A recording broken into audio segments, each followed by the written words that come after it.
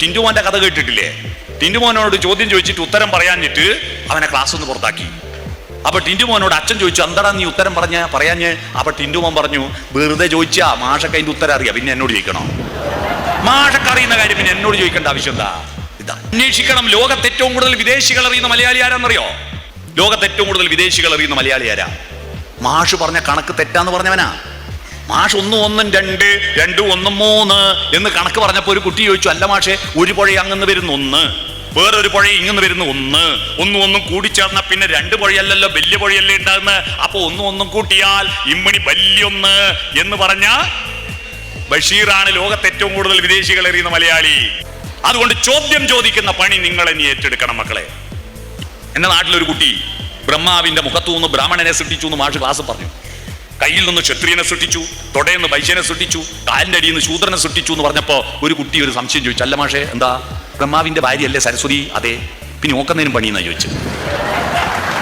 മാഷാകെ അവനെ പുറത്താക്കി പ്രശ്നമായി. ചോദ്യം ചോദിക്കുന്ന കുട്ടികൾ ഉണ്ടാവണം കേട്ടോ. ചോദ്യം ചോദിക്കുന്ന കുട്ടികൾ ഉണ്ടാവണം. ചോദ്യമാണ്.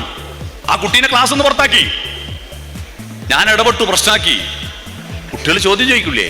ആ കുട്ടി മാഷ് പിന്നെയും പാപം ചെയ്തവർ നരകത്ത് പോകുന്നു പറഞ്ഞിട്ട് കഥ പറഞ്ഞു കൊടുക്കുക. നരകത്ത് പോയാൽ എണ്ണയിലിട്ട് വറക്കൂന്ന് പറഞ്ഞു. അപ്പൊ ഈ കുട്ടി ചോദിച്ചു, പാമോയിലാണോ വെളിച്ചെണ്ണയിലാണോ വറക്കുക എന്ന്.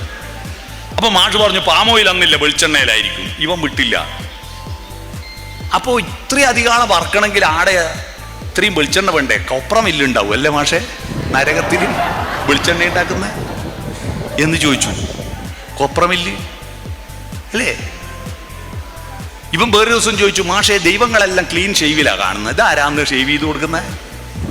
ദൈവങ്ങളെല്ലാം നല്ല താടി പഠിച്ചിട്ട് നല്ല ഷെയ്വിലല്ലേ, ഇതാരാണ് ഷെയ്വ് ചെയ്യുന്ന ആളുടേനോ? ഇവനെ അവസാനം ഭയങ്കര പ്രശ്നമായി. ഇവനിങ്ങനെ സംശയങ്ങൾ ചോദിക്കും. അവൻ ഇപ്പോഴത്തെ A+ ഈ SLC +2 പരീക്ഷയിൽ ഫുൾ A+. അവനാണ് ഞാൻ രാവിലെ ഇന്നലെ വരുമ്പോ എനിക്ക് പുസ്തകം എടുത്തു തന്ന എൻ്റെ മോൻ. മനസ്സിലായോ? ചോദ്യം ചോദിക്കാനാ.